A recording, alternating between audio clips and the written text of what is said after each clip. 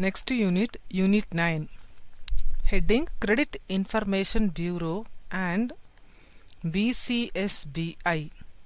Page number 42. Subheading is Credit Information Companies. CIC. A CIC is an organization licensed by RBI that enters into an agreement with bank, NBFCs and financial institutions called credit institutions as its members and aggregates data and identity information for individual consumers and business entities from its members. Legal provisions.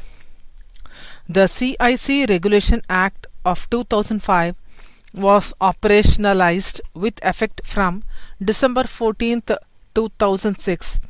In terms of Section 15(1) of the Act, every credit institution has to become member of at least one credit information company within a period of 3 months from commencement of the Act or any extended time allowed by RBI on application. As per RBI guidelines, January 2015, credit institutions are to become members of all CIC and membership fee is Rs 10,000 and annual fee is Rs 5,000. All credit institutions are to provide credit data, positive as well as negative, to the credit information company in the format prescribed by the credit information company. Sharing of credit report with customers. Section 21 of CIC Regulation Act 2005 provides that any person who applies for grant or sanction of credit facility from any credit institution may request to such institution to furnish him a copy of credit information obtained by such institution from the CIC. It also provides that every credit institution shall, on receipt of request, furnish to such person a copy of credit information subject to payment of charges specified by the RBI. Charges for report. As per CIC Regulations 2006, RBI has prescribed a maximum fee of Rs 50 for the purpose. Sources of data. Members of the credit information companies submit data of their borrowers on a regular basis, which is aggregated by the Bureau and presented it to its members. A credit bureau only reproduces information that is submitted by its members. With CIC Act coming into force, RBI advised banks July 1, 2013 that consent of the borrower to share information with CIC prescribed earlier need not be insisted upon by the banks. Willful defaulters. Banks and FIs are required submit the list of suit filed and non-suit filed accounts of willful defaulters of Rs 25 lakhs and above as at end March, June, September, December every year to a credit information company which has obtained certificate of registration from RBI in terms of Section 5 of CIC Regulation Act 2005. CICs also have been advised by the RBI to disseminate the information pertaining to suit filed accounts of willful defaulters on their respective websites. List of credit information companies, March 2015. First, CIBIL. Second, Experian Credit Information Company of India Private Limited. Third, Equifax Credit Information Services Private Limited. Fourth, CRIF High Market Credit Information Services Private Limited. Credit Information Bureau India Limited, CIBIL. CIBIL. CIBIL is India's first credit information bureau. It is a repository of information which contains the credit history of commercial and consumer borrowers. CIBIL provides this information to its members in the form of Credit Information Reporters, CIR. Initially, CIBIL's equity was held by SBI, HDFC, DUN and Bradstreet Information Services and TransUnion International Incorporation. Later on, the shareholding was diversified to include other banks. Segment for credit reports. CIBIL is a composite credit bureau. The Consumer Credit Bureau covers credit availed by individuals, while the Commercial Credit Bureau covers credit availed by non-individuals such as partnership firms, private and public limited companies, etc. Members of the CIBIL: banks, financial institutions, state financial corporations, non-banking financial companies, housing finance companies, and credit card companies are members of CIBIL. Operations of CIBIL. For banks to obtain the payment history of an applicant, they must have access to applicant's complete credit record spread over different institutions. CIBIL collects credit-related data and collates such data to create and distribute credit reports to members. Source of information of CIBIL. CIBIL primarily gets information from its members only, and at a subsequent stage supplements it with public domain information in order to create a truly comprehensive snapshot of an entity's financial track record. Credit Information Report. A Credit Information Report, CIR, is a factual record of borrower's credit payment history compiled from information received from different credit grantors. Its purpose is to help credit grantors make informed lending decisions quickly and objectively. Types of information with CIBIL. The CIR includes the information such as borrower's name and addresses. In case of individuals, the identification numbers, passport ID, voter's ID, date of birth. In case of non-individuals, DUN's number, registration number, legal constitutions. Records of all the credit facilities availed by the borrower, past payment history, amount overdue, number of inquiries made on that borrower by different members, suit filed status. Page number 43. What type of information is not included in the CIR?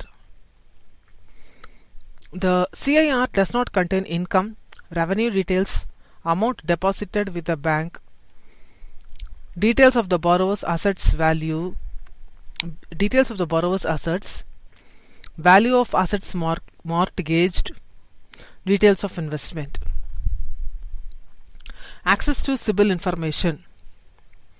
Who can access CIRs? Reports can be accessed by the members on the principle of reciprocity, that is, only those who have provided all their data to CIBIL are permitted to access CIRs. Members can do so only to take valid credit decisions. Disclosure to any person or entity is prohibited. Lending decisions. The CIR only provides available factual credit information and does not provide any opinion, indication, or comment pertaining to whether credit should or should not be granted.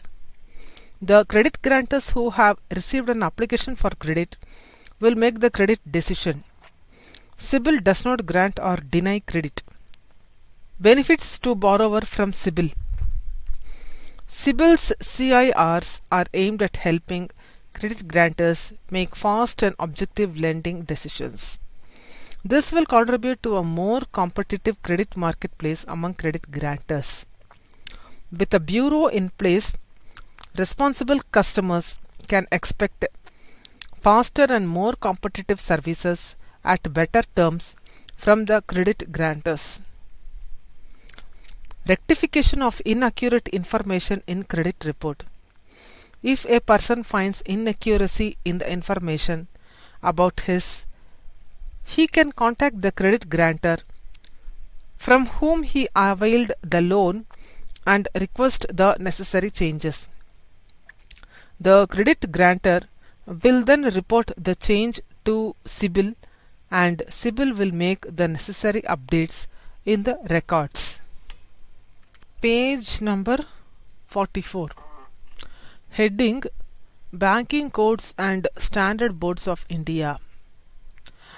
Based on the recommendations of Committee on Procedures and Performance Audit on Public Services, Tarapur Committee, RBI in its annual policy for 2005-2006 has proposed to set up an independent Banking Codes and Standards Boards of India (BCSBI) on the lines of similar setup in UK to oversee the Fair Practical Code evolved by Bankers Association there and which is adopted by all banks in UK.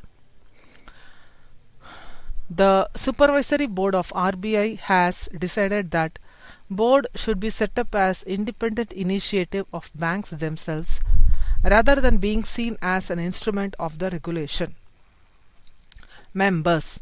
With the joint efforts of RBI and the IBA, the board was set up as a society on February 18, 2006 under the Societies Registration Act 1860 with RBI, SBI, PNB, BOB, Can Bank, BOI, Union Bank, ICICI Bank, HDFC Bank, Federal Bank and Stanchart and HSBC as its initial members. All banks have been invited to join as members of the BCSBI by entering into covenants with them. RBI will be funding the entire cost of operations of the board for the initial 5 years. Thereafter, the board will start levying an affiliation fee annually on all registered members, which will fund the organization in the long run. Besides, a small team of core staff under a chief executive, BCSBI will utilize services of relationship managers (RM) posted at different centers. Governing body. A governing council of the BCSBI has been constituted to look after its financial affairs and managerial policies. The council chairperson Ms. K.J. Udeshi consists of members drawn from different disciplines such as banking, law and accountancy. The tenure of the council would be 5 years and the appointment of the council after 5 years would be with the concurrence of the RBI. Objectives. The main objective of the BCSBI would be to plan, evolve, prepare, develop, promote and publish voluntary comprehensive codes and standards for banks for providing fair treatment to their customers. It shall carry out its activities on the basis of contract entered into with individual banks, the process of registration. Codes of Banks Commitment. A comprehensive Bankers' Fair Practice Code prepared by an IBA working group is used as a standard by the BCSBI. This code would be a covenant between the BCSBI and the banks joining as members of the BCSBI. Through the covenant, the members banks bind themselves for implementing the code and supervision by the board. Banks Code for Customer Services. Banking Codes and Standard Boards of India on July 1st, 2006 released the Banks Code for Customer Service, which is a voluntary code. The code sets minimum standards of banking practices for banks to follow when banks are dealing with individual customers. It provides protection to the customers and explains how banks are expected to deal with the customers for their day-to-day operations. Objective of the code. The code has been developed with a view to the following. A. Promote good and fair banking practices by setting minimum standards in dealing with customers. B. Increase transparency so that the customers can have better understanding of what they can reasonably expect of the services. C. Encourage market forces through competition to achieve higher operating standards. D. Promote a fair and cordial relationship between the customers and their bank. E. Foster confidence in the banking system. Application of code. A. Current accounts, saving account, term deposits, recurring deposits, PPF account and all other deposit accounts. B. Payment services such as pension, payment orders, remittances by the way of demand drafts and wire transfers. C. Banking services related to government transactions. D. Demat accounts, equity, government bonds. E. Indian currency notes exchange facilities. F. Collection of checks, safe custody services, safe deposit locker facility. G. Loans and overdrafts. H. Foreign exchange services including money changing. I. Third party insurance and investment products sold through our branches. J. Card products including credit cards, debit cards, ATM cards and services, including credit cards offered by our subsidiaries, companies promoted by us. Page number 45. Fair Practices Code for Lenders Liability. On the basis of the recommendations of the Working Group on Lenders Liability Laws constituted by the Government of India, RBI advised the banks on December 19, 2002 to frame the Fair Practices Code. Application for loans and their processings. First, loan application forms should be comprehensive and include information about the fees, charges, refundable amount in case of non-acceptance of application, prepayment options for meaningful comparison with that of other banks. 2. Banks should acknowledge the receipt of loan applications. Time frame for disposal of loan applications up to ₹2 lakhs should also be indicated. Third, loan applications should be verified within a reasonable time. If additional details or documents are required, they should intimate the borrowers immediately. Fourth, banks should convey in writing the main reason which have led to the rejection of the loan applications within stipulated time. Next heading, Loan Appraisal and Terms Conditions. A. There should be proper assessment of credit application. Margin and security should not be used as a substitute for due diligence on creditworthiness. B. Sanction of limits should be conveyed to the borrower along with the terms and conditions and his acceptance with his full knowledge on record. C. Terms and conditions and other caveats governing credit facilities should be reduced in writing and duly certified by the authorized official. A copy of the loan agreement should be furnished to the borrower. D. The loan agreement should stipulate credit facilities that are solely at the discretion of lenders. These may include approval, drawings beyond the sanctioned limits, honoring checks issued for the purpose other than specifically agreed to in the credit sanction, etc. E. In the case of consortium lending, the lenders should complete appraisal in the time-bound manner and communicate their decision within a reasonable time. Disbursement of loans including changes in terms and conditions.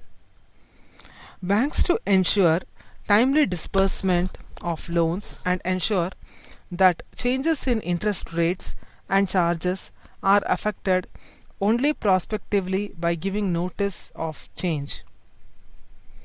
Post-disbursement supervision. Post-disbursement supervision should be constructive with a view of taking care of any lender-related genuine difficulty that the borrower may face. Before taking a decision to recall or seeking additional securities, banks should give notice to borrowers. Banks should release all securities on receiving payment of loan, subject to any legitimate right or lien for any other claim against borrowers. General. Banks should refrain from interference in the affairs of borrowers except for what is provided in terms and conditions of the loan sanction documents. For recovery of loans, banks should not resort to undue harassment, that is, persistently bothering the borrowers at odd hours, use of muscle power, etc. For the transfer of borrower account, the consent or otherwise, that is, objection if any, should be conveyed within 21 days from the date of receipt of request. A fair practices code adopted by the banks should be put on their website and given wide publicity. A copy may also be forwarded to the Reserve Bank of India. Banks and financial institutions will have the freedom of drafting the Fair Practices Code, enhancing the scope of the guidelines but in no way sacrificing the spirit underlying the above guidelines. Grievances redressal for sanctioning authorities. Banks should lay down an appropriate grievances redressal mechanism within the organization to resolve disputes arising in this regard.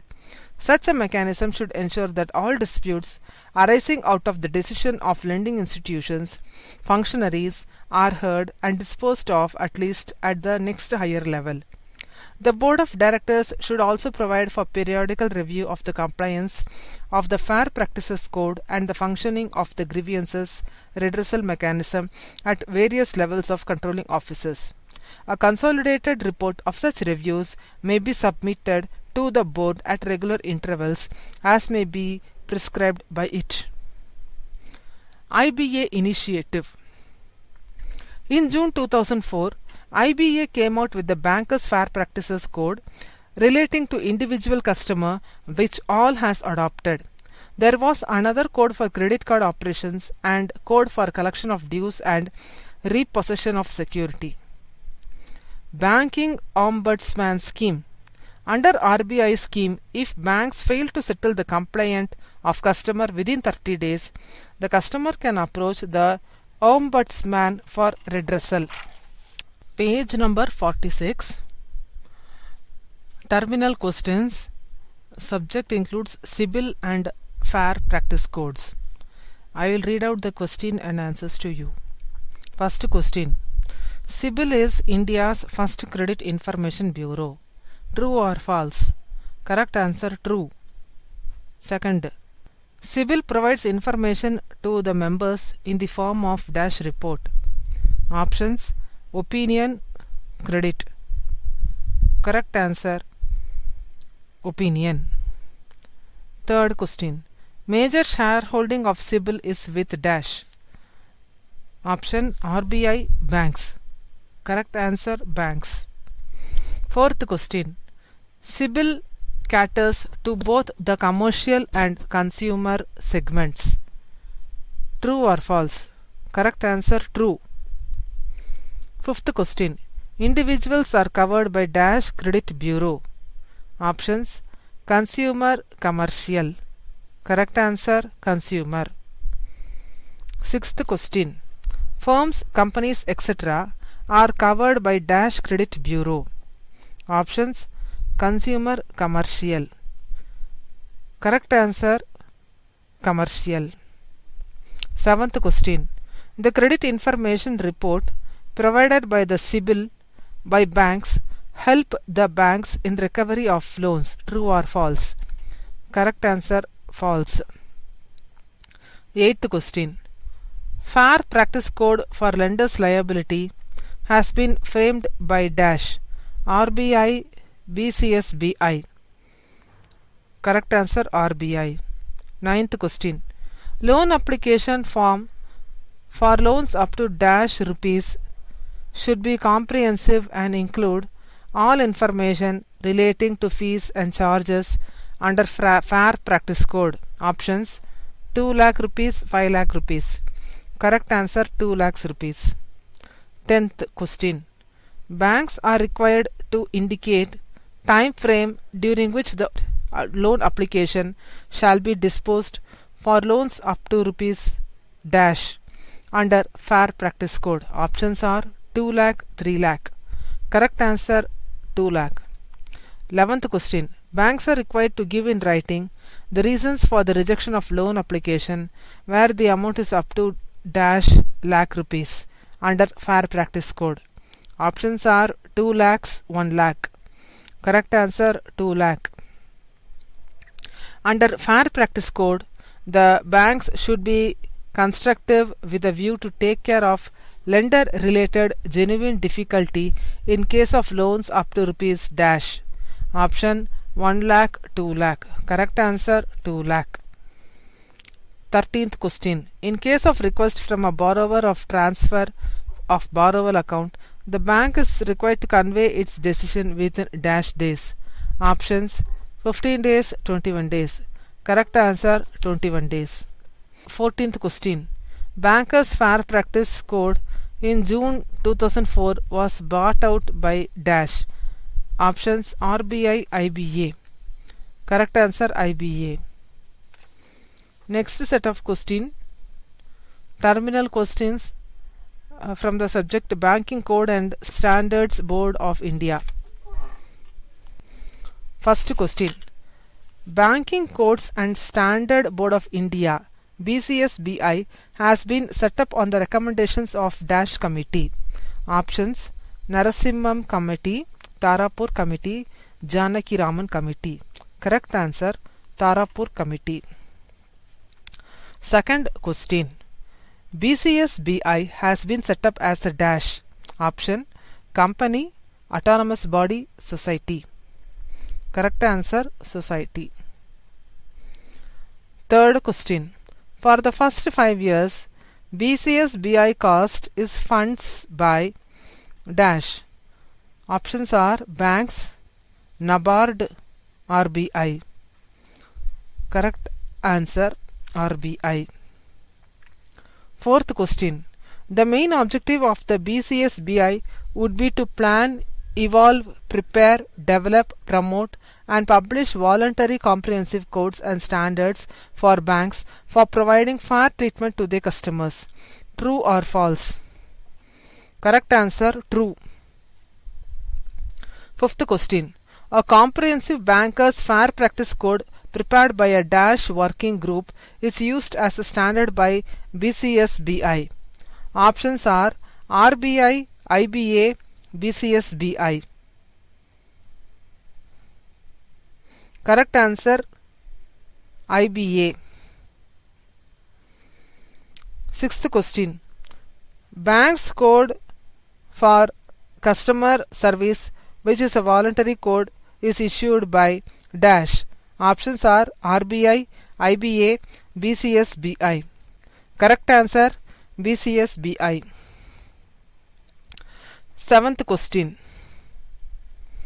All parts of the code for customer service applies to all the products and services, whether they are provided by branches or subsidiaries, across the counter, over the phone, by post, through interactive electronic devices, or the internet, or by any other method. Is it true or false? Correct answer is true. 8th question.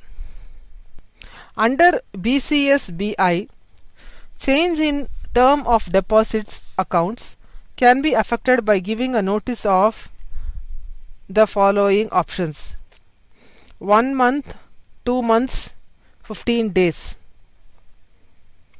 Correct answer 1 month. 9th question. Under BCSBI, the closure of account on a customer request is to be done by the bank within the following options: 5 days, 10 days, 15 days. Correct answer 5 days. 10th question. For designating an account as dormant, inoperative or unclaimed, prior notice of dash is to be given to the customer. Options: 3 months, 2 months, 1 month. Correct answer 3 months.